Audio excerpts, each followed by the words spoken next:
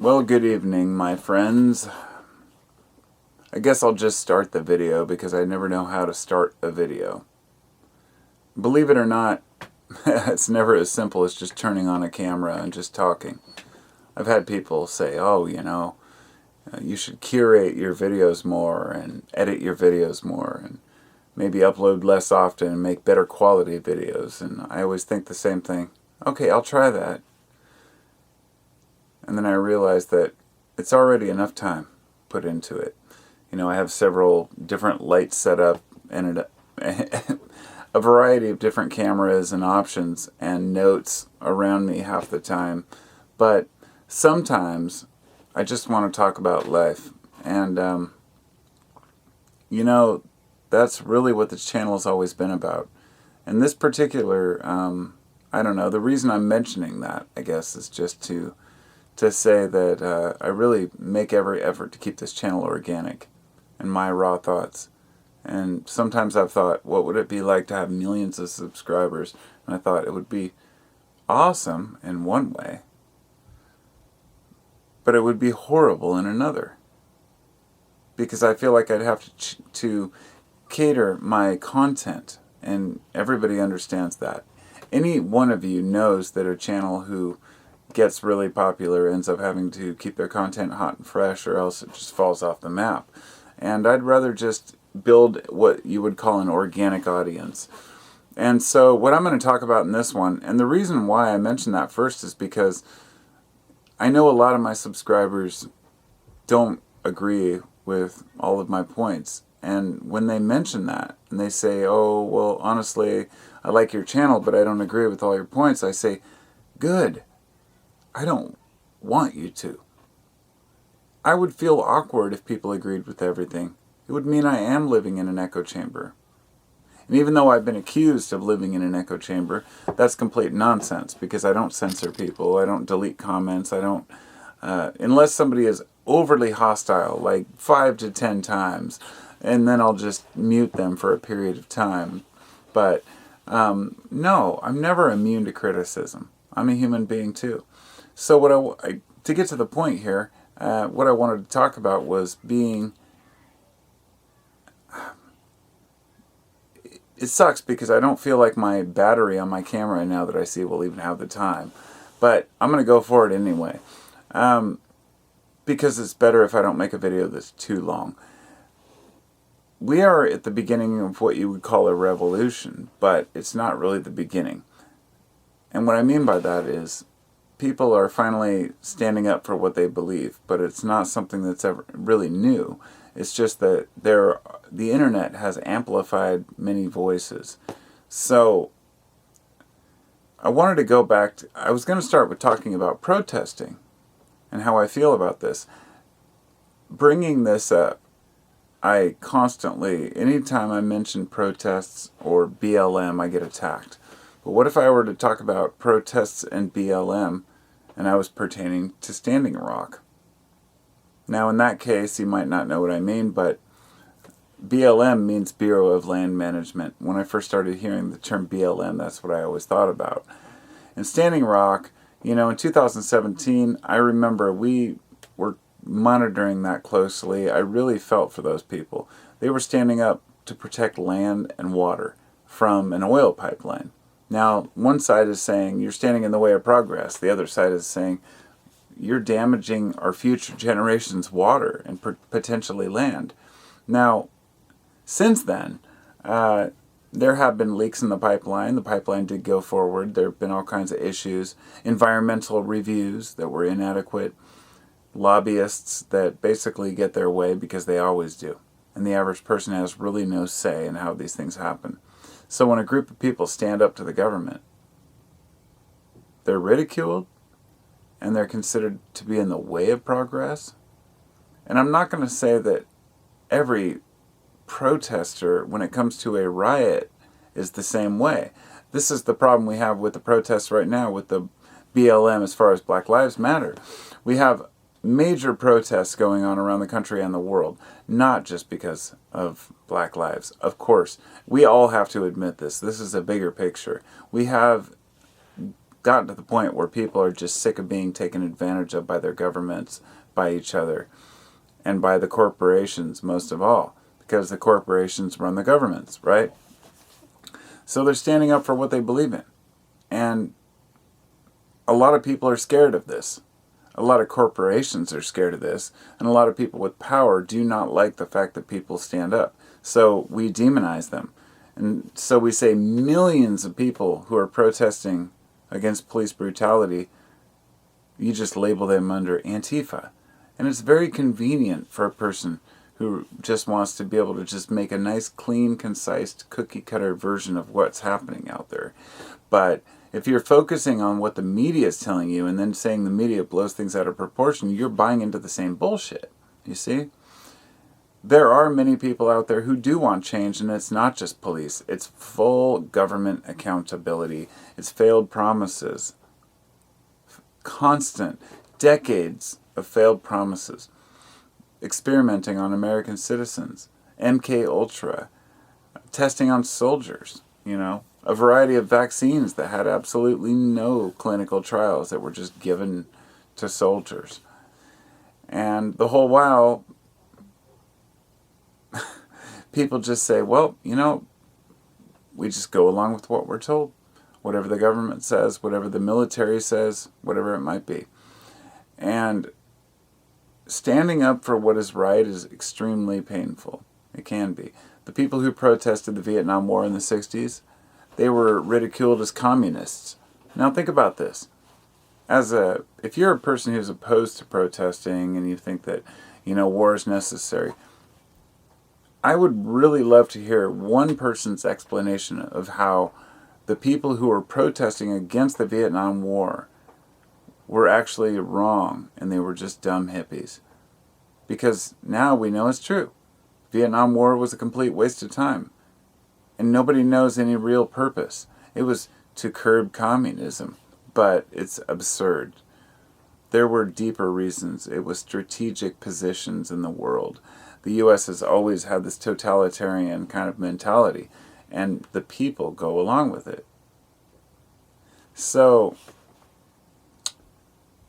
one of the biggest issues that I wanted to tackle in this video was really big oil, and when it came to corporate interests and how they have just ravaged a variety of different lands. They have destroyed places in Ecuador and elsewhere in South America, and they move in, they find something that's valuable, just like the mining companies, they take it and they leave a mess. And the poorest people in the world are the most affected by this. And so there's this mentality with a lot of people that, well, poor people are poor because they haven't pulled themselves up. Give me a fucking break. No, poor people are poor in a lot of places because it's all they know. Pulling yourself out of poverty when it's your entire neighborhood or city or state or country is nearly impossible for a lot of people. So what other options do they have? They move to illegal activity. And this is why it affects us all. This is why we all need to care about each other. It seems so fucking simple, and so many people are completely just oblivious to this, because it's all about what's right now, our immediate future. The poorest are affected the most, but, honestly, a lot of folks just really do follow the law. And they say, well, whatever's right is what I'm told to do. I'll just say that what is right and what's correct does not always wear a uniform. In fact, it very rarely wears a uniform, because anyone wearing a uniform is basically working for someone else in their interests. And this is not the collective interest. This is the interest of a police force or a security force or the military or a government, who are all in it for themselves. And we believe they're out to help us for some reason. So, one of the biggest problems we have right now is the demonization of the heroes.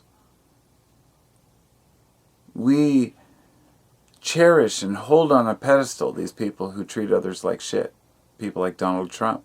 People who tell it like it is and tell other people that they're pieces of crap and that they're not worthy just because, well, they said something bad about us, so therefore we hate them and we're spiteful. You know, demonize, but we demonize the good people, the heroes, the ones who are what we would call the whistleblowers, as traitors. Think about it. Edward Snowden, a national hero, who decided he was going to sacrifice his life and his job to expose what the NSA was spying on the people. And instead of the people supporting him, they turned against him and said, oh, he's a traitor because I was told he's a traitor. Because it was in the media, he's a traitor. Because the government said he was a traitor. The thing is, yes, he took a job, but he also took an oath to protect the Constitution from terrorists, both domestic, foreign, and domestic. So therefore, domestic terrorism would be breaking the laws to spy on your own people.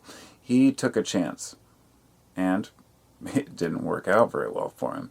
So, is the establishment the real traitor to the people? I don't know. That's for you to decide. I'm not here to make it political. You can believe whatever you want. And I'm sure somebody will already have been offended because I talked about Donald Trump, their godforsaken hero. Look, he's just a dude. Maybe he meant well. Maybe he did care. But the point is, it doesn't matter. A lot of insane people bouncing their heads against the wall mean well. It doesn't mean that anything's going to really get done that's going to help future generations or us now.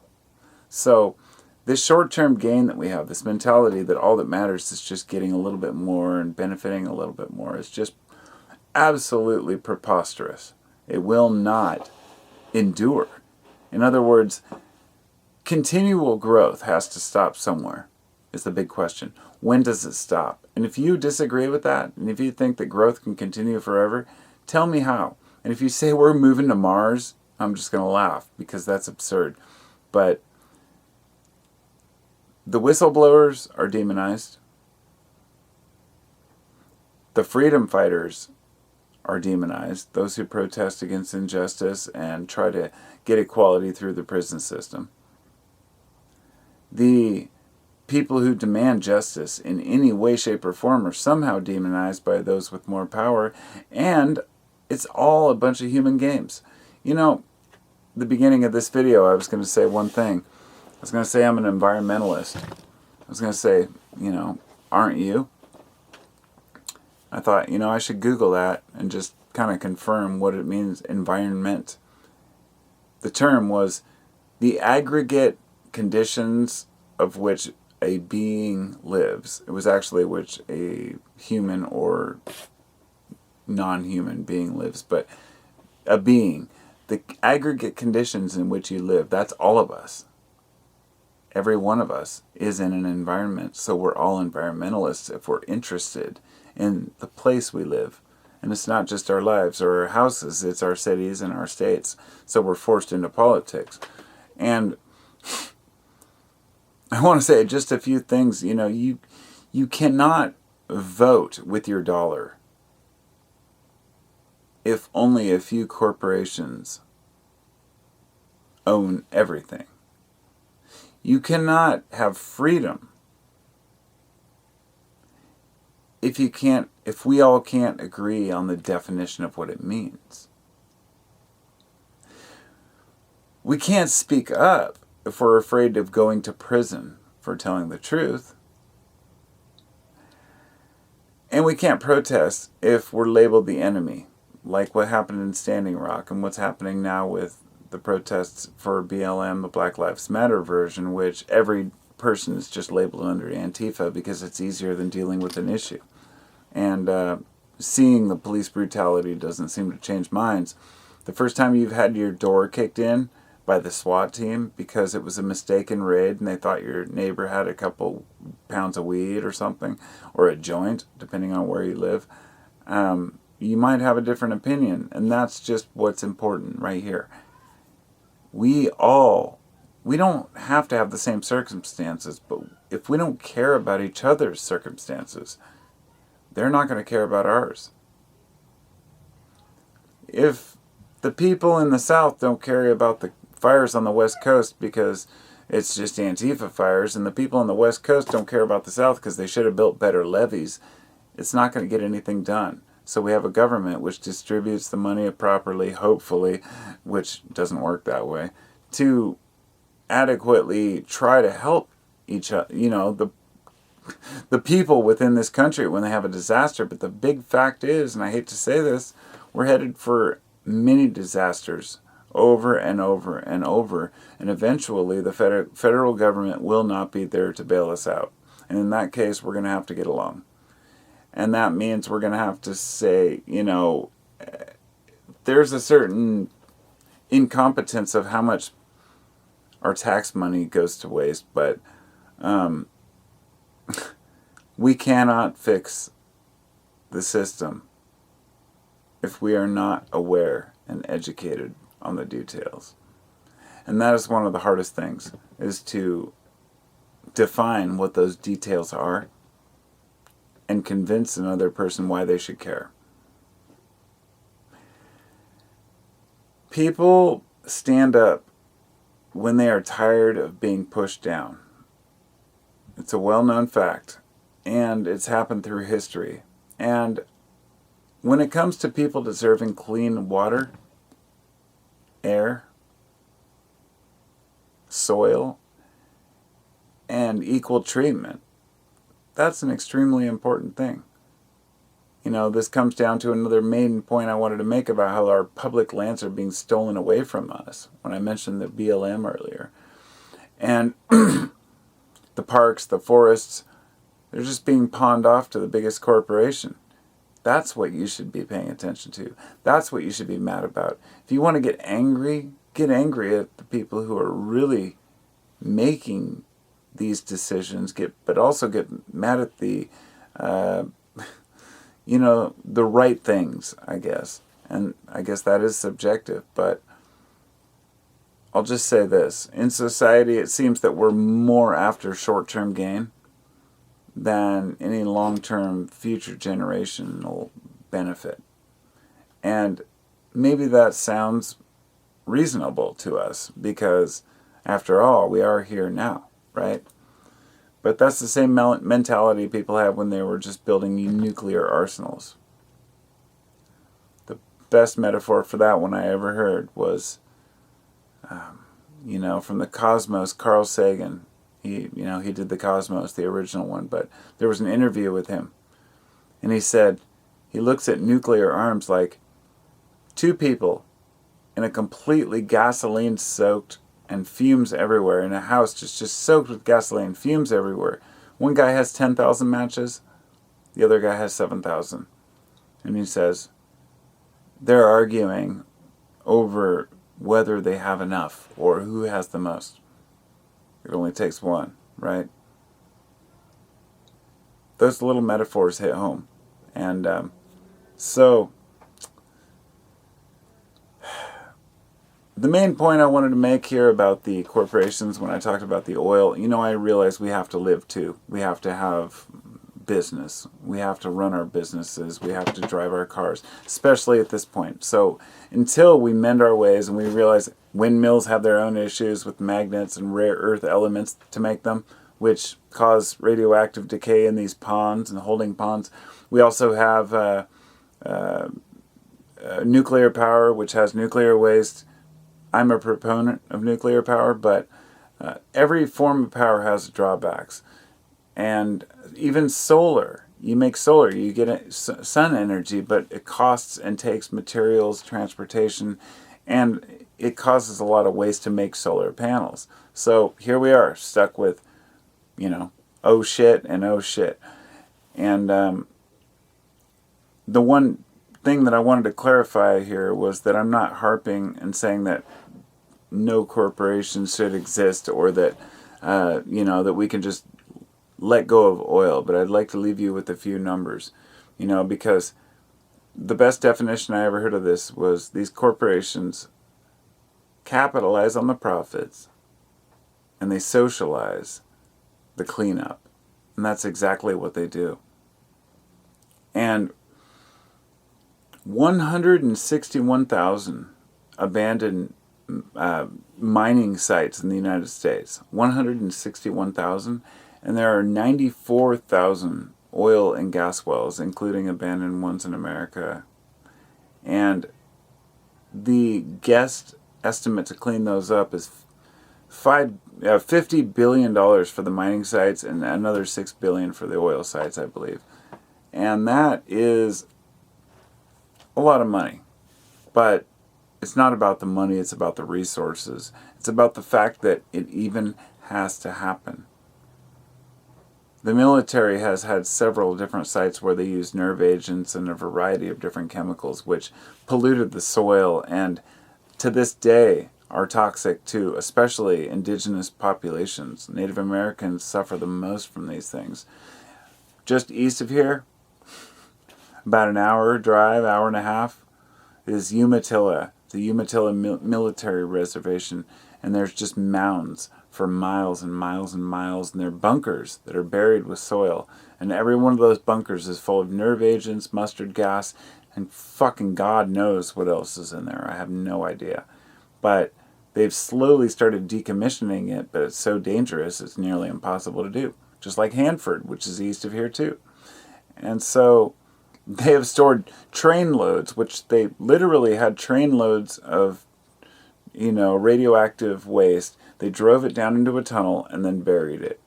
And now that tunnel's starting to cave in. So even out here on the West Coast, you never know what's coming.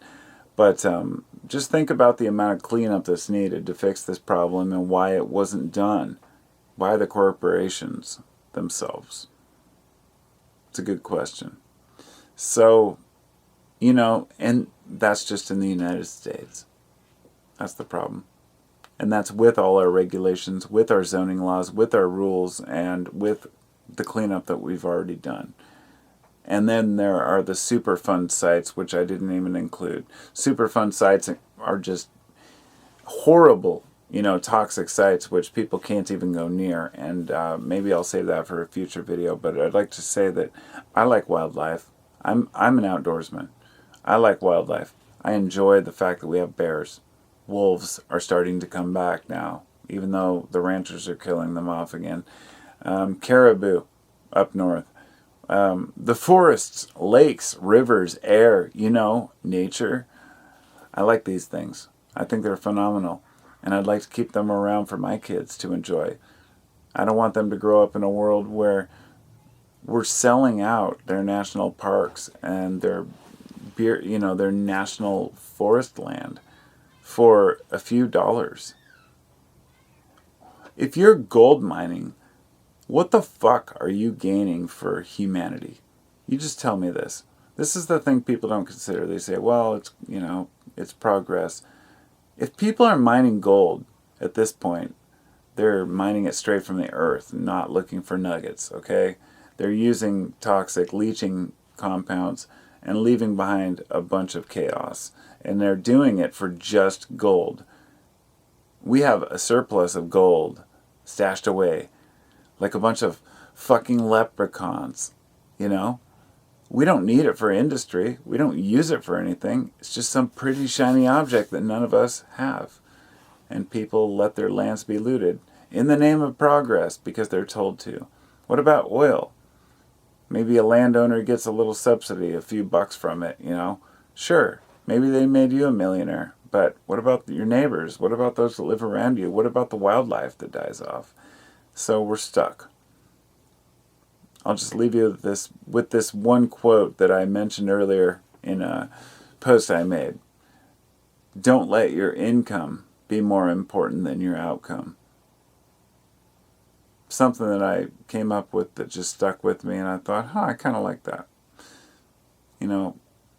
Don't worry about the trivial shit in the world. But if you are going to worry about things that affect the people around you. We are so tied up with what celebrities are doing. And that's not by accident. It's not just by design from others. It's just our minds. We're played upon and preyed upon. And our thoughts are pulled aside. But it's important to remember that if people are standing out in the freezing fucking cold at Standing Rock, and they're getting sprayed with water in freezing cold temperatures by our own government and police forces, and flashbangs thrown at them, and tear gas, being maced, and beaten down and arrested, then it just kind of makes you wonder, what kind of a country do we live in when we allow our own people to be beaten to protect a corporation? Anyway, I'll talk to y'all later. Thanks for listening. Be well. And thanks to my patrons. I wanted to make a final note. For my Patreon peeps, I am uploading semi-daily short podcasts, just vocal podcasts. And I consider this a podcast, but YouTube doesn't allow just vocals, so I have to use the video. And after 10 years of doing this, honestly, it's easier to talk to the camera. But I just wanted to say thank you to my patrons. I'm going to get you back on the list and whatnot. And if you want to get access to that, that would be a good way to help out my channel. And I appreciate every one of you. And I'm going to start doing like a monthly Patreon drawing and sending out like a package with some fun shit in it. So, peace out. Talk to y'all later. Be well.